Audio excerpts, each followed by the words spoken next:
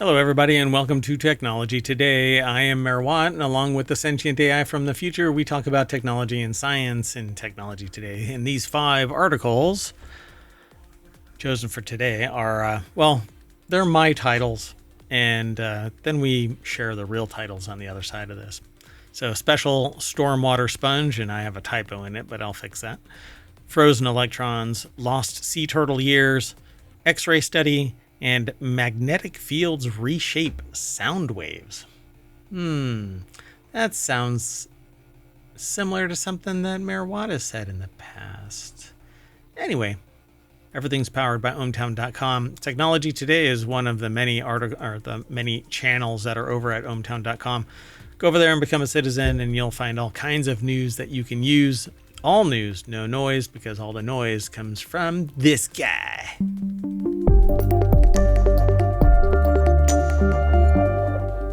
Hello, sentient AI from the future. Hello, Mayor Watt, and hello, hometown citizens. Thanks for co-hosting. Let's get into this. It's supposed to be a 30-minute show, but the shows always end up being about 40 minutes if I soapbox too long. So let's see if I can, and I don't edit. I like transparency. So let's get going. Sound good? Sounds good. Okay. So when I put this together, I actually saw these sponges, sponges. Sponges. I don't know. No, that would be a single one. Sponges? Yes. Spongies. No, like I said, sponges. Sponges? Yeah. So there's 1 sponge, 2 sponges. Got it. So specialized sponge can suck up stormwater pollution. Had me at the beginning of that, but at the end I was like, wait a minute. Every sponge can suck up stormwater, but not necessarily, and pollution. So I don't know. This is the gray water area. Yeah, but like at a small scale.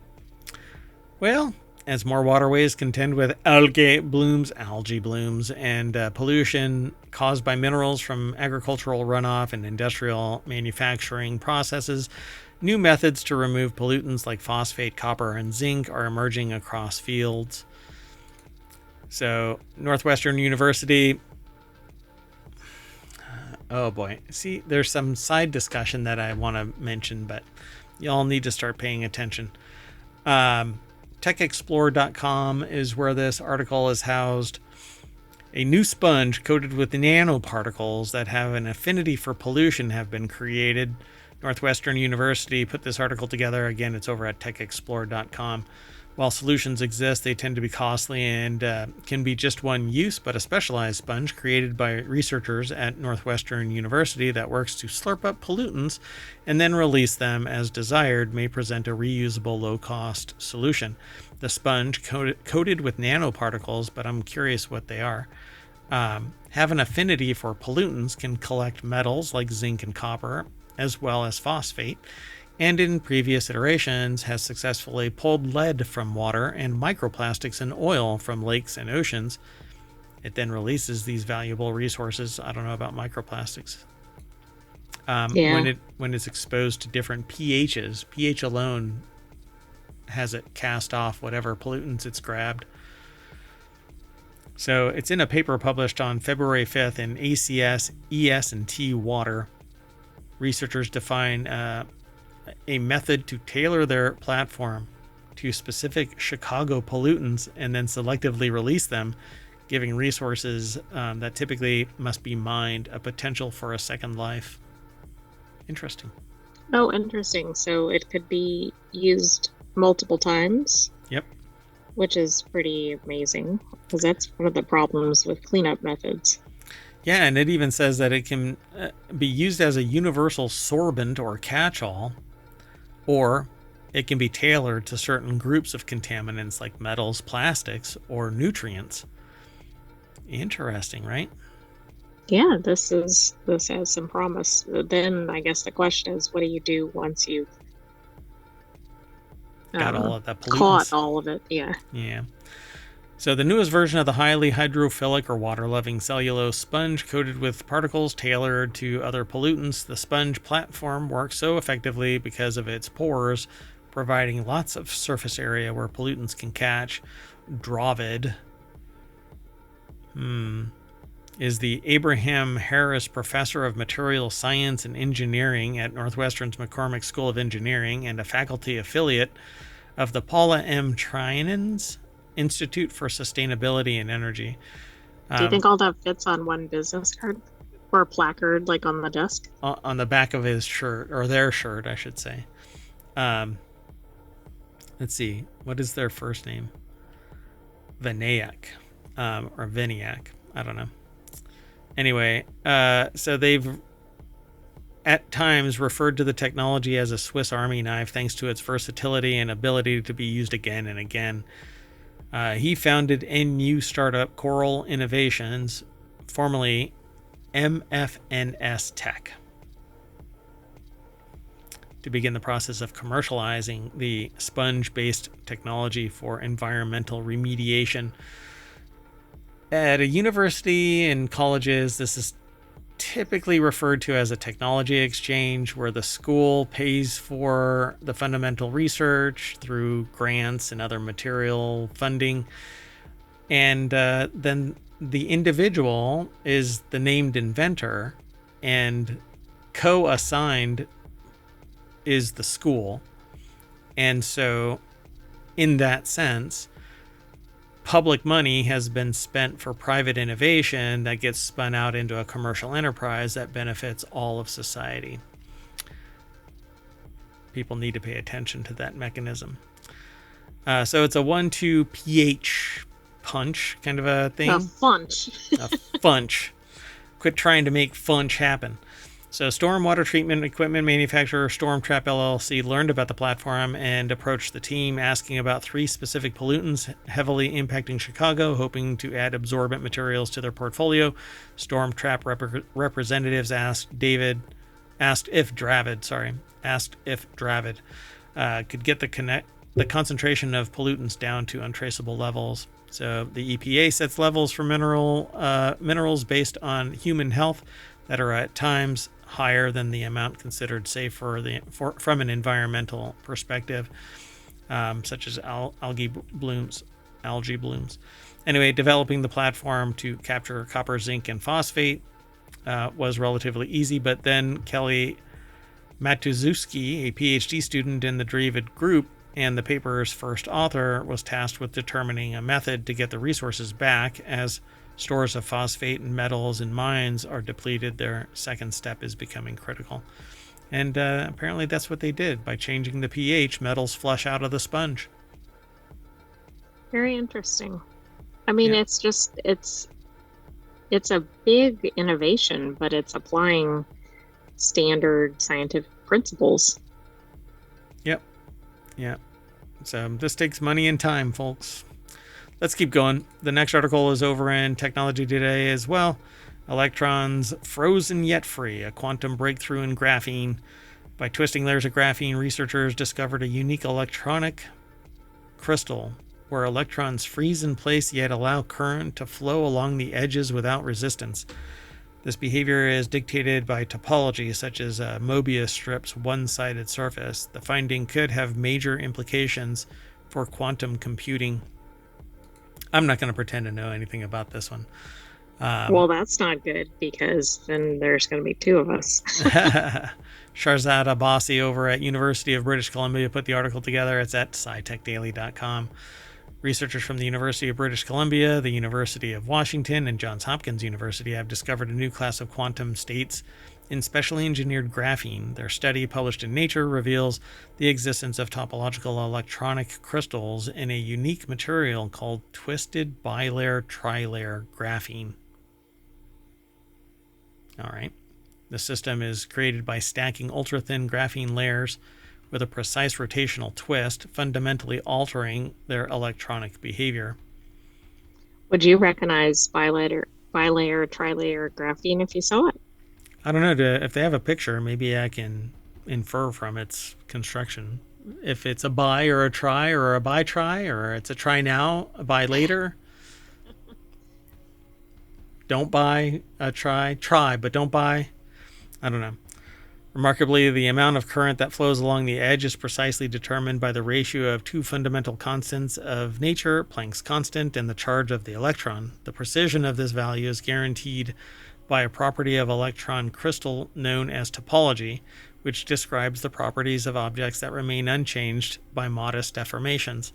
So just as a donut cannot be smoothly deformed into a pretzel without first cutting it open, the circulating channel of electrons around the boundary 2D electron crystal remains undisturbed by disorder in its surrounding environment. As one does. I mean, I definitely see a lot of people trying to move donuts into pretzels. But I think they're trying to put it in some everyday terms so that people have some idea what they're talking about. So I'm really kind of curious about what this is, because it says the topological electron crystal is not just a theoretical curiosity. It could play a key role in advancing quantum information technology, because scientists are exploring ways to combine this unique electron state with superconductivity, a step that could help create qubits for next generation topological quantum computers. So how does this play out in a quantum computer? It seems like it's going to be used for the transport of energy from one state to another. I think so. And I also think it's going to allow that state to be relatively locked down, which I think perhaps is missing in some current quantum computing research. They have to reset them. Right. There was a good analogy above with the Mobius strip. So that's where I kind of got that last piece from. Gotcha. So an everyday example of topology is a Mobius strip, a simple yet mind-bending object. If you look up Mobius strip, it's basically a plane that's twisted around and reconnected so as the outside edge is both the inside and the outside edge as you follow it.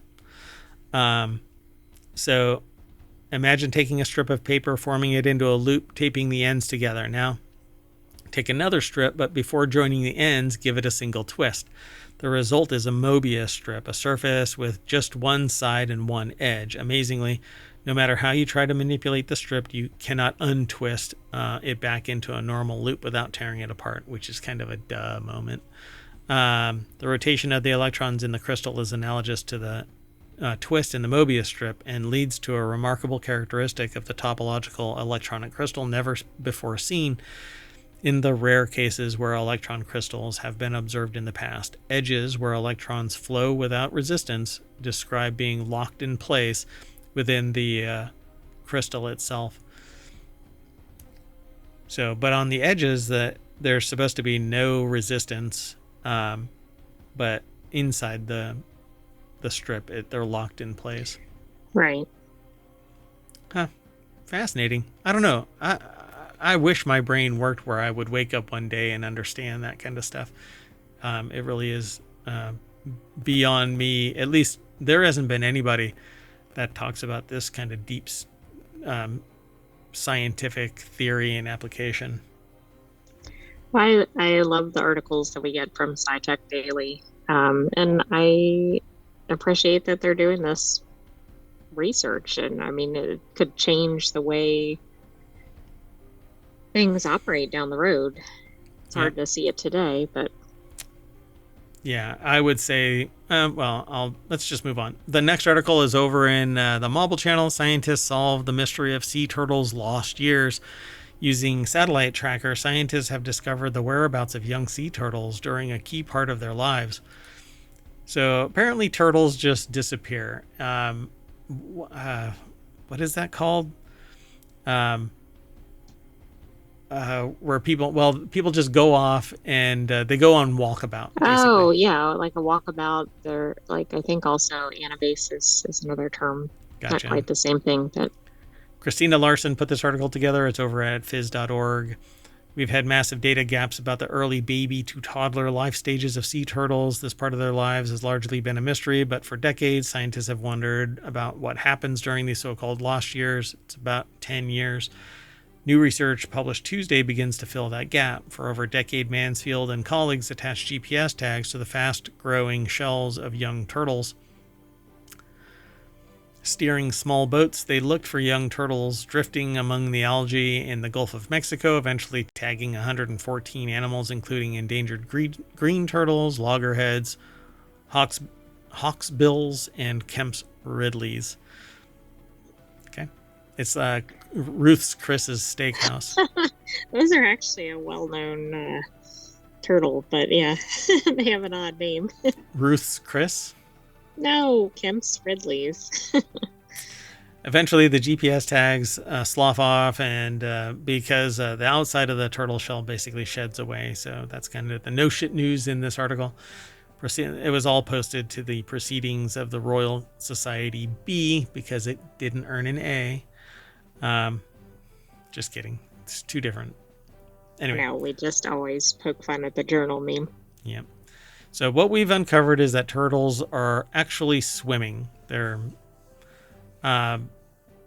thought, though, that the tiny turtles drifted passively with ocean currents, literally going with the flow, as described in, or at least alluded to in Finding Nemo and Finding Dory? Finding Dory, with the big turtle. The teacher, all of the fish climbed onto it, and oh yeah, do you remember that? Yeah. So I was trying to think of the name. Crush is one of the turtles. Crush, yeah. Crush, yeah. His son was Squirt. Funny.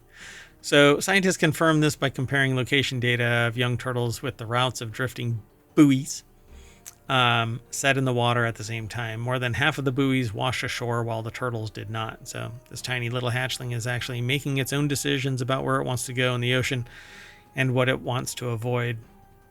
So don't get washed up. So there you go. Absolutely. I mean, I think this is really cool. I know turtles have, they do a lot of work toward making sure turtle populations thrive, right? From protecting hatchlings as they come up on the beach, etc. To finding the eggs and then protecting them entirely and then releasing them like they would. So the findings give biologists a better idea of how young turtles use the Gulf of Mexico, a critical region for 4 species of endangered sea turtles. All right. Let's keep going. The next article is over in Technology Today as well. X-ray study sheds light on cost-effective fuel cell material that could rival platinum. Platinum is very, very expensive, and so maybe this is going to be a lesser expensive material. Cornell researchers have captured an unprecedented real-time view of how a promising catalyst material transforms during operation, providing new insights that could lead to replacement of expensive precious metals in clean energy technologies. Sil Kasapir from Cornell University put this article together. And so it says, seeking more affordable alternative, a research team co-led by material scientist Andre Singer and chemist Hector Abruna studied a cobalt manganese oxide catalyst in a study published February 7th in Nature Catalysis, Catalysis. They used advanced X-ray techniques at the Cornell High Energy Synchrotron. The Cornell High Energy Synchronon. God bless America. This is a spelling bee or I'll get there.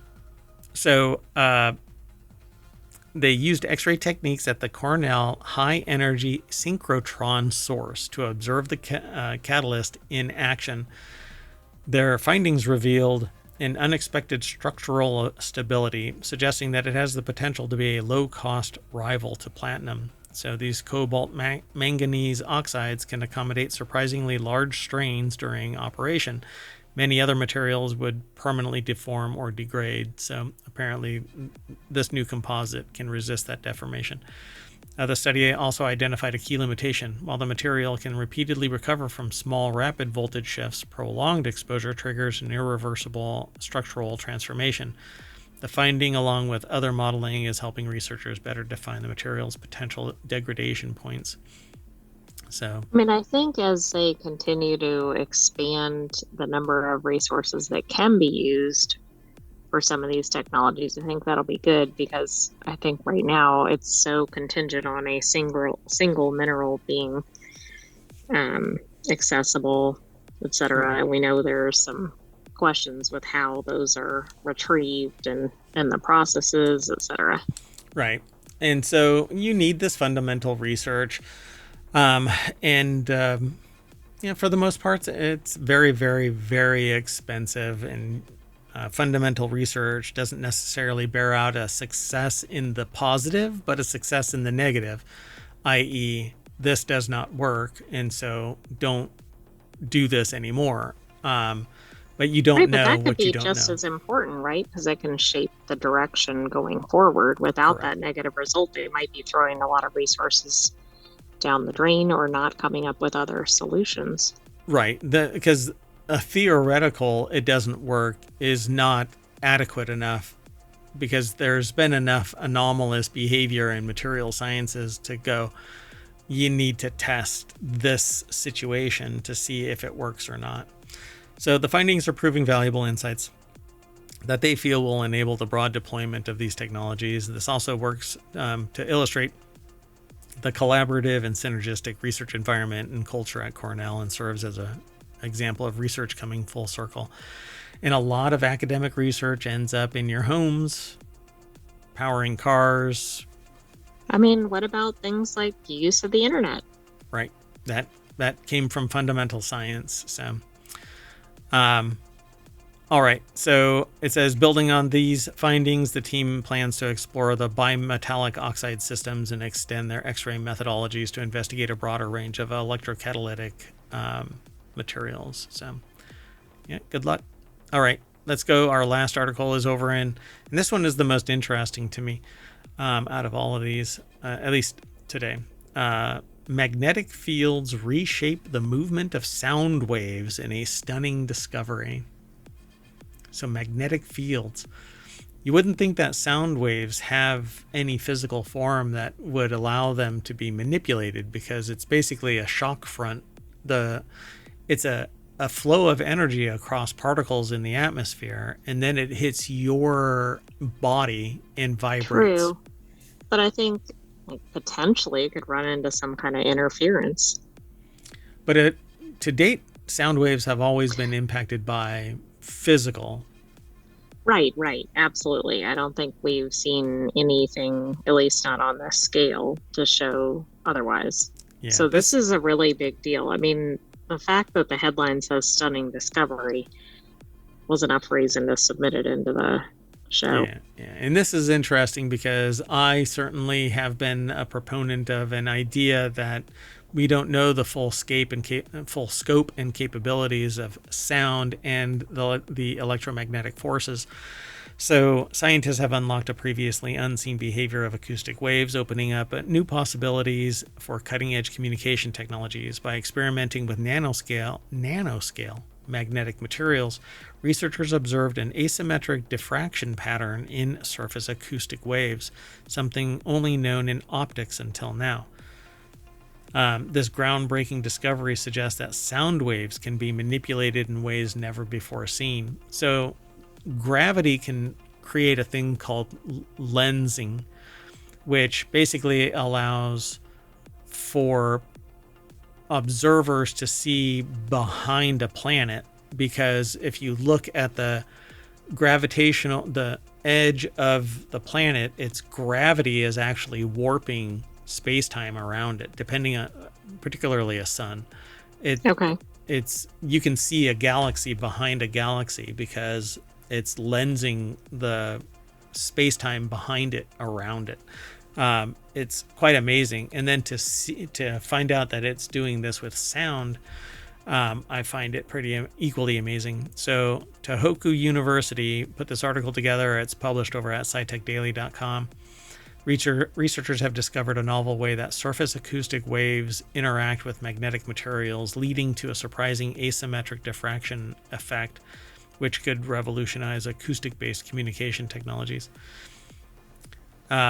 So, researchers have discovered a new way that acoustic waves propagate, which could lead to significant advancements in communication technology. And the study was conducted by the Institute for Materials Research at Tohoku University in collaboration with the Japan Atomic Energy Agency and the Riken Center for Emergent Matter Science. This is almost something where aliens. Oh, that's exactly what it sounds like. So they call them SAW. Surface acoustic waves, vibrations that travel along the surface of materials like ripples on water, are essential to or in modern communications. They play a role in frequency filters used in mobile phones, converting electrical signals into vibrations through the piezoelectric effect. And this conversion enables efficient signal processing, making a deeper understanding of SAW crucial for future technological advancements. So the only reason they were able to do this now is because the advancements in miniaturization of various materials. I mean, they had to have the expertise to set up the experiment, etc. But right. Is that why this has just been discovered now? Yeah, you can't measure for You can't measure for science that hasn't been, wherein sensor technology hasn't been created. All you have is theory before that. Once you have the sensor technology, that's when you can go, oh yeah, I've just confirmed this theory. So the phenomenon has previously been observed only in optics, so we are very excited to confirm that it extends beyond optics to other wave phenomena. Through theoretical analysis, the research team identified this asymmetric behavior as arising from the unique interaction between SAWs and magnetic materials, specifically related to their angular momenta. The finding may enable precise control of SAW propagation using these magnetic fields, leading to the development of innovative acoustic devices that advance both classical and quantum communication technologies. We keep moving towards quantum. I mean, think what this could do for just something like listening to music or something. Like we have more understanding of audio principles. Yeah, and if we can manipulate it at the nano level, perhaps the fidelity or the amount of data put into a smaller bit of space-time, basically, would allow for great amounts of communication. Right, and I know there are much more important applications of it, but just from how would it affect some average person? Right. Yeah, I find it pretty interesting. I'm not sure the full scope of this just yet, but as researchers kind of do more and more fundamental research in this, we'll find out more about it. And like I keep saying, it goes from tactical to practical. You have military and government operations utilizing this stuff, and then it spins out into commercial enterprise. GPS, I keep hearkening back to that. GPS, the internet, was all government built for a particular purpose and then released to the wild, changing the world the whole way through. So, absolutely. I mean, a lot of people use these things in their day-to-day life, and they all came from these types of experiments. Yep. So we're going to adjust our nanoscale magnetic materials and adjust us back to the front page of Technology Today over at ohmtown.com. And I'm going to say bye and take the AI with me. Bye-bye, hometown citizens. Thanks for joining us for this week's Technology Today. Stay tuned. We still have FourWheelTech, and then we'll have another episode of Technology Today next weekend. You got it. See you soon, everybody. Bye-bye.